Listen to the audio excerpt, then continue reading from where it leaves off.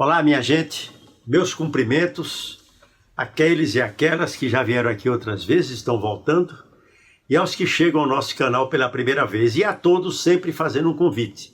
Quem não estiver inscrito ainda em nosso canal, se inscreva aqui, e a partir de então estaremos sempre em contato.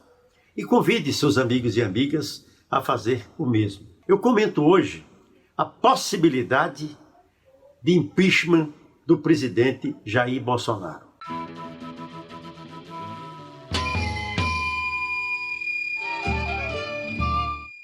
Por quê?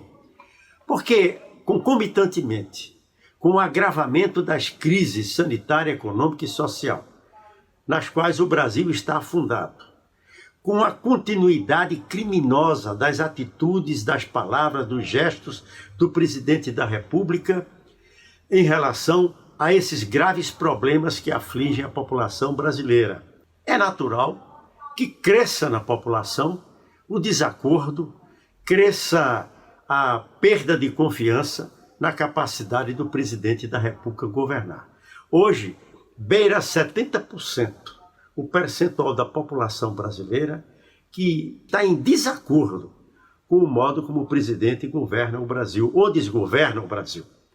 Entretanto, em torno de 30%, um pouco menos, da população, uma faixa da população mais sensível à pregação odiosa, ditatorial, fascista, discriminatória, e que é insuflada sistematicamente pelo presidente, por seus filhos, por um núcleo de poder mais próximo do presidente, através das chamadas milícias digitais, essa gente ainda apoia o presidente e é essa gente que promove semanalmente pequenas manifestações, pequenas carreatas, com o acolhimento do presidente da República e de alguns dos seus ministros contra o combate ao coronavírus, ou seja, contra as medidas sanitárias, e vale dizer, pelo agravamento da crise e, por conseguinte, também contrário a que o governo, enfim, assuma o seu papel, se articule com governadores e prefeitos, não só para enfrentamento da pandemia, mas que adote,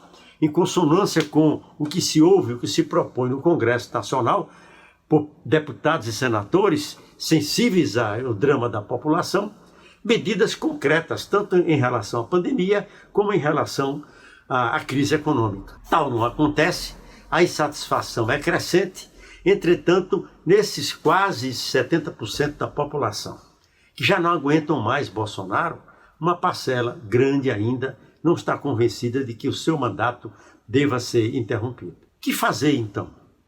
É possível, volta a pergunta, o impeachment de Bolsonaro?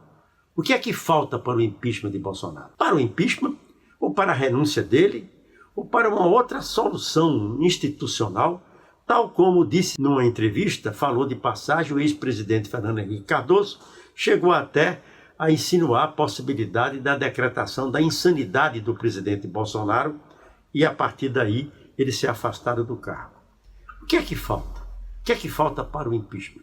Se nós não temos no Brasil ainda um movimento muito amplo, com manifestações concretas nas ruas, até porque esse é um período de isolamento social, fica muito difícil manifestações de rua de grande monta numa determinada direção. Se você não tem ainda uma maioria no Congresso Nacional, entre senadores e deputados federais, disposta a votar pelo impeachment.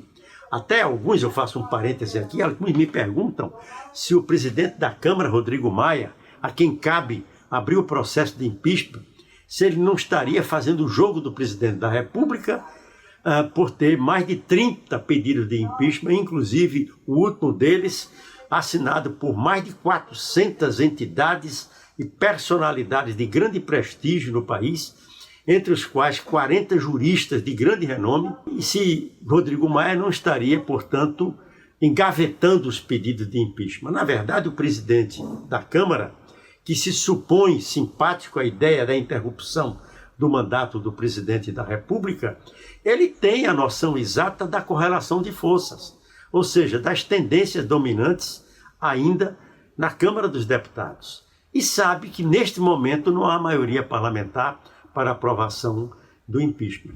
Por outro lado, é possível ir construindo essa maioria. Como assim? Ora, é possível porque nós temos conquistado vitórias importantes contra o governo através da constituição de maiorias eventuais.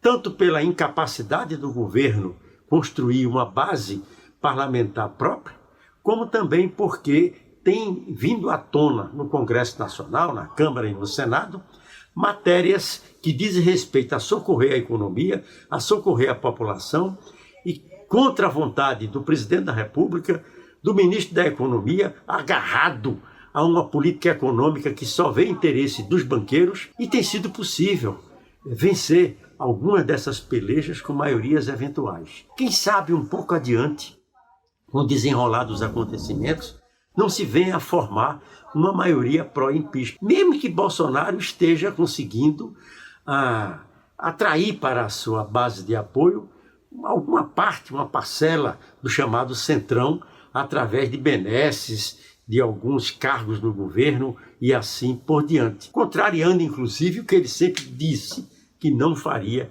que jamais faria. Além disso, existe a articulação dos governadores, existe a articulação das centrais sindicais, que foi capaz, essa articulação, de promover um 1º de maio amplo, democrático, com a participação de segmentos os mais diversos da população, os mais diversos da sociedade, com lideranças políticas de partidos de esquerda, de centro e até partidos muito conservadores se agruparam para defender, para praticar gestos do 1º de maio em defesa dos interesses dos trabalhadores e da democracia.